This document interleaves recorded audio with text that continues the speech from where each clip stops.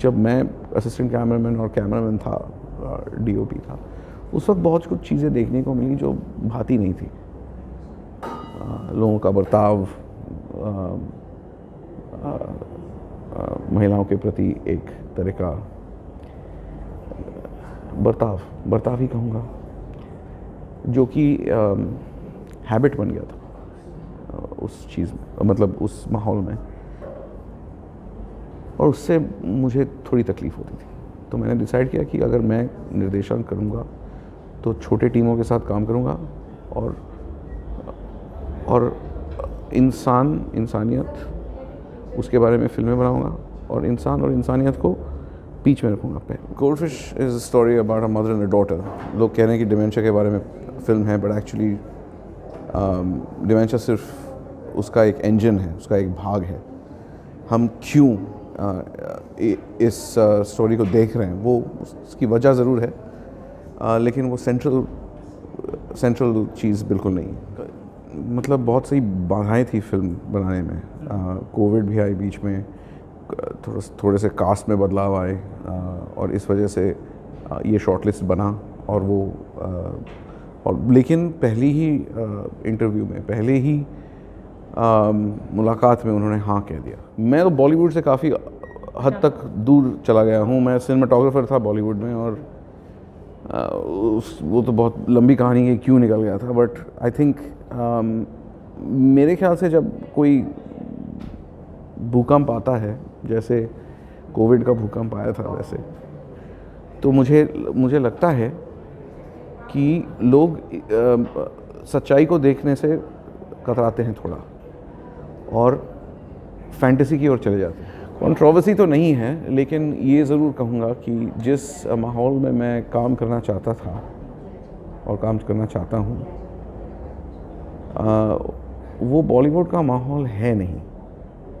वो Bollywood, I don't know, generalise करना गलत होगा मेरे ख्याल से, लेकिन जब मैं असिस्टेंट कैमरामैन और कैमरामैन था, डीओपी था, उस वक्त बहुत कुछ चीज़ें देखने को मिली जो भाती नहीं थी। लोगों का बर्ताव, महिलाओं के प्रति एक तरह का बर्ताव ही कहूँगा। माय नेम इज़ पुष्पन Kripalani and you watching Navbharat times online. Hindi में ज़्यादा बात करेंगे। आपका बहुत बहुत स्वागत है और शुभकामनाएं, आपकी फिल्म लेकर आए हैं आप। Thank you very much. किस तरह की फिल्म है आपके शब्दों में? Goldfish is a story about a mother and a daughter.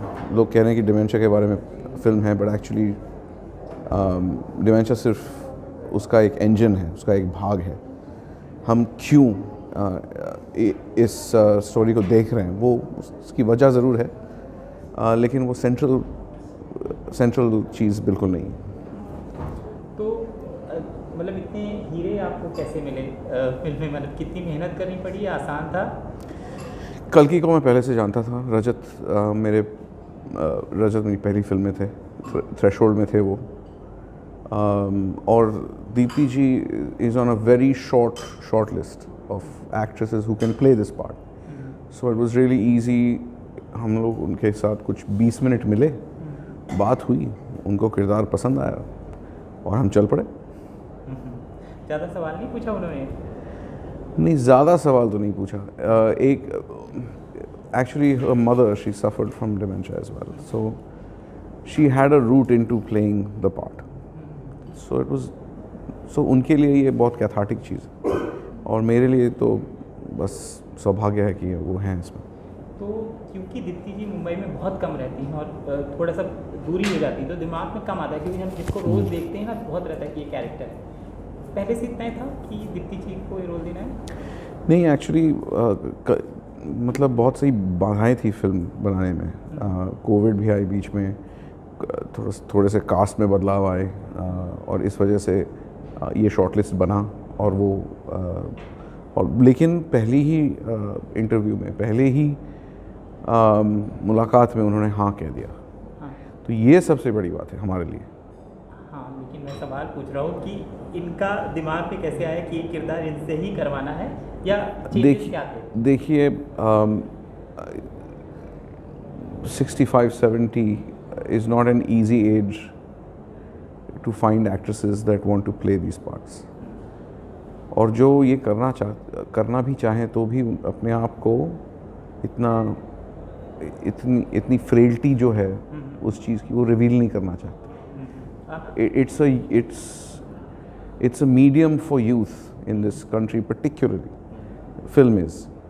But it takes a lot of bravery to say कि भाई I'll play my age. आजकल शाहरुख खान भी सिर्फ 35 के ही हैं, है कि नहीं? He's a wonderful actor and can do anything, but very rarely does anybody play their own age. आप इतनी अच्छी हिंदी बोलते हैं, हिंदी ज़्यादा बोलिए, बहुत अच्छा लग रहा है. तो देखिए कभी-कभी अंग्रेज़ी का इस्तेमाल करना पड़ता है क्योंकि जो शब्द मैं ढूंढ रहा हूँ बहुत वक्त लग जाएगा और आपकी एडिट की बैंड बज जाएगी. हाँ. तो क्या सोचा है रिलीज़ को लेकर और कैसा रिस्पांस, कहाँ दिखाई है फिल्म आपने? एक स्क्रीनिंग जैसे आज हो रही है, एक कैन में भी हुई थी, जो पहली स्क्रीनिंग थी हमारी. उसके बाद हम लोग बुसान में थे एज अ सिलेक्शन. उसके बाद रेन डांस फेस्टिवल जो लंदन कर्जन सोहो में होता है वो वहाँ हम गए और वहाँ पे हम नॉमिनेशन भी हुआ हमारा फॉर बेस्ट यूके फीचर. उसके बाद हम सिएटल गए जहाँ बहुत एक बढ़िया फेस्टिवल है कॉल्ड तस्वीर, जो कि एक साउथ एशियन फेस्टिवल है. और हमें अभी पता चला है, शायद ऑफिशियल नहीं है, कि NYIFF में भी अप्रैल के आसपास जाने की संभावना है. तो ये द फिल्म हैज़ ट्रैवल्ड, लेकिन मैं चाहूँगा कि और ट्रैवल करें और as many people as possible should see it. तो ट्रैवल करेगी तो रिलीज़ आगे की? देखिए रिलीज़ के बारे में मुझे कुछ नहीं पता, बट ये फिल्म बिकेगी hopefully to a platform or to a series of theaters like Inox or Curzon in London or anywhere in America. तो वो जो डील्स बनती हैं ना, वो निर्देशक के पे ग्रेड से ऊपर हमको समझ में नहीं आता है एक्चुअली. पिक्चर बनाना हमको आता है, पिक्चर कैसे डिस्ट्रीब्यूट करते हैं मुझे कोई क्लू नहीं अभी तक. तो क्या बात है. इसके अलावा आप इफ़ी में आए हैं तो कोई लिस्टिकल बनाया है, कोई ब्रोशर देखा है कि क्या क्या है, किस तरह से रुझान आपका है यहाँ पर? मैं सवाल को समझ नहीं पाया, फिर से बोलिए. फेस्टिवल में आए हैं आप इफ़ी फेस्टिवल में, तो आपने भी देखा होगा कि कुछ मैं भी देख लूँ, एक दो फिल्में एंजॉय कर लूँ इस माहौल को, फेस्टिवल को. काश जब लाया जाता है किसी को तो उसे बेसिकली होटल और जो जिस इवेंट्स में जाना है वैसे कुछ कैद किया जाता है और बहुत कम छूट मिलती है कि कहीं और जाओ और कुछ देखो भी. जैसे रजत हैं बेचारे, उन्होंने फिल्म भी नहीं देखी और वो हमारी फिल्म बैठ के खुद देख रहे हैं इस वक्त पहली बार. तो आपको कुछ अंदाज़ा होगा कि कितना टाइट होता है हमारा शेड्यूल. लेकिन इफ़ी में मैं पहले भी आ चुका हूँ. मेरी पहली फिल्म यहाँ थी, थ्रेशोल्ड यहाँ थी, और इफ़ी के दौरान उसको और फेस्टिवल्स में जाने का मौका मिला. तो मैं बहुत खुश हूँ कि ऐसा एक प्लेटफॉर्म है भी इंडिया में, भारतवर्ष में, जो हालांकि ये फिल्म इंग्लैंड में बेस्ड है, एक डायस्पोरा के बारे में है जो भारतीय वहाँ चले गए थे और अब उन्होंने वहाँ उनका घर बसा लिया है और वहाँ की कल्चर के साथ बिल्कुल जुड़ गए हैं, लेकिन अपना आइडेंटिटी नहीं भूला है. तो इस तरीके से शायद ये फेस्टिवल भी इस फिल्म के लिए बहुत महत्वपूर्ण है. अच्छा, फिल्म कहानी काल्पनिक है कि रियल लाइफ इंसिडेंट है कि कोई एक किसी की? इस फिल्म की जो आखिरी 2 डायलॉग हैं, 2 पंक्तियाँ, वो रियल हैं.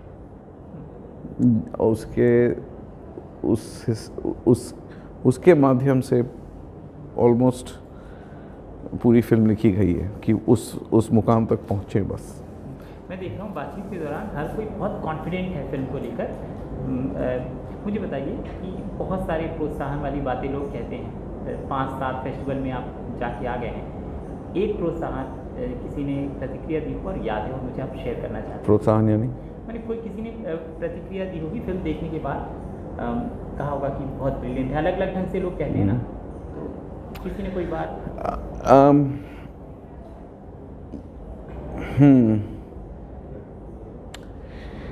एक जर्नलिस्ट हैं आपकी तरह, जो मैं नाम नहीं लूँगा उनका, उन्होंने हमें बुसान में मास्क पहनना पड़ा था क्योंकि वहाँ तब भी कोविड वगैरह को लेकर काफ़ी काफ़ी चेतावनियाँ दी जाती हैं कि भैया ये मत करो, वो मत करो। तो उन्होंने कहा भैया फिल्म के बाद तुम्हारे पास मास्क है क्या दूसरा? आई वाज लाइक हाँ है तो सही, क्यों क्या हुआ? ये सर मैं रो रहा था यार, मास्क गीला हो गया मेरा पूरा। तो आई सेड ठीक है, we must be doing something right. चलो ठीक है। क्या बात है, आप अलग तरह की फिल्म बनाते हैं। और थोड़ा सा मुझे जाना, आप बिलोंग कहाँ से करते हैं? और मैं इंडियन हूँ यार, और बम्बई में रहता हूँ। कलकत्ते में पैदाइशी है, बट बम्बई में कम से कम 40 साल के ऊपर है। मुझे ये समझना है आपसे, क्योंकि आप अलग तरह की फिल्म बनाते हैं, बहुत क्लीन लोगों के साथ फिल्म बनाते हैं। ये जो बॉलीवुड में पिछड़ रहा है, बॉलीवुड कह रहे हैं, या फिर कम चल रही फिल्में, और उसी समय क्योंकि सबका कोविड आया था, लेकिन साउथ की जो फिल्में हैं उसको लोग पसंद कर रहे हैं। मैं समझना चाहता हूँ इसको आप देखते कैसे हैं? हम कहीं चूक रहे हैं? क्या बदल रहा है? क्योंकि साउथ के लिए नहीं बदल रहा है, हमारे लिए सब कुछ हो रहा है। तो क्या हम कहीं गलत हैं, चूक रहे हैं? हमारे में हम यानी कौन? हम बॉलीवुड। मैं तो बॉलीवुड से काफ़ी हद तक दूर चला गया हूँ। मैं सिनेमाटोग्राफर था बॉलीवुड में, और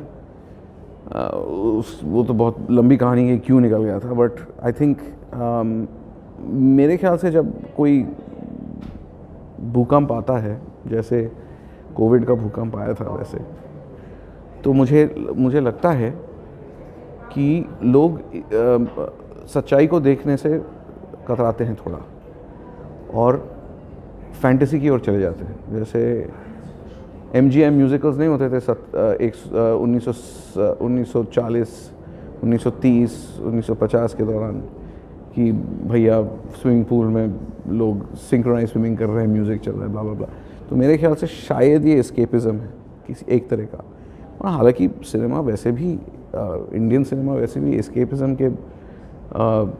के मुकाम पे ऑलवेज़ खड़ा है कि भैया ये तो हो ही नहीं सकता कि एक आदमी 50 की पिटाई करे और no matter what happens he will always get the girl. This doesn't really happen, but reality से हटकर है। और इंडिया में इतने प्रॉब्लम्स हैं कि लोग फिल्म जाते ही हैं अपनी ज़िंदगी से छुटकारा पाने के, मेरे ख्याल से। तो और इंसेन चीज़ें होती है, जैसे कोविड हुआ तो साउथ की फिल्में और मेलो ड्रामेटिक होती है थोड़ा ज़्यादातर। ये तो नहीं कहा जा सकता कि ये रूल है, बट जो फिल्में चल रही हैं OTT प्लेटफॉर्म्स पे और थिएटर में, आपने देखा होगा काफ़ी ब्रॉड चीज़ है। ये मेरा मानना है। सही हो गया, गलत ही आप पे। मैंने इतने लोगों से बात की, एकदम अलग बात आपने कही। अच्छा, बड़ी दिलचस्प बात आपने कही। अच्छा, आपसे बात करके बड़ा मज़ा आ रहा है। आपके सवाल जो हैं वो यूजुअल नहीं है। हाँ, और वो बता दीजिए क्यों छोड़ दिया था आपने बॉलीवुड? नहीं, कंट्रोवर्सी है? कंट्रोवर्सी तो नहीं है, लेकिन ये ज़रूर कहूँगा कि जिस माहौल में मैं काम करना चाहता था और काम करना चाहता हूँ, वो बॉलीवुड का माहौल है नहीं। वो Bollywood, I don't know, generalise करना गलत होगा मेरे ख्याल से, लेकिन जब मैं असिस्टेंट कैमरामैन और कैमरामैन था, DOP था, उस वक्त बहुत कुछ चीज़ें देखने को मिली जो भाती नहीं थी। लोगों का बर्ताव, महिलाओं के प्रति एक तरह का बर्ताव ही कहूँगा, जो कि हैबिट बन गया था उस चीज़ में, मतलब उस माहौल में, और उससे मुझे थोड़ी तकलीफ़ होती थी। तो मैंने डिसाइड किया कि अगर मैं निर्देशन करूँगा तो छोटे टीमों के साथ काम करूँगा, और इंसानियत उसके बारे में फिल्में बनाऊँगा, और इंसान और इंसानियत को बीच में रखूँगा। Basically just keep that central. I am trying. शायद मैं सक्सेसफुल हो पाऊँगा इसमें in my career, I don't know, लेकिन कोशिश तो डेफिनेटली वो है। इसके अलावा क्या कुछ लिख रहे हैं, क्या बनाएंगे? जी बिल्कुल, बहुत सारी चीज़ें लिख रहे हैं। देखिए, अगर आप इंडिपेंडेंट फिल्म करते हो तो सिंपल मामला है कि भैया 8 बॉल फेंको, 1 लैंड होता है बेसिकली। तो जो भी पहले लैंड होता है वो करेंगे, लेकिन जितने प्रोजेक्ट्स हैं उनमें रुचि और आग, फायर, उसमें सेम है। जो भी लैंड करे मैं खुश हो जाऊँ। कुछ अभी फाइनल नहीं किया है, बता नहीं पाएंगे? बता नहीं पाऊँगा, और बताना इस वक्त मुनासिब भी नहीं। हमसे बात करने के लिए बहुत बहुत शुक्रिया। आपसे भी बहुत मज़ा आया, and thank you for asking interesting questions. Thank you. Alright, मेरा भी।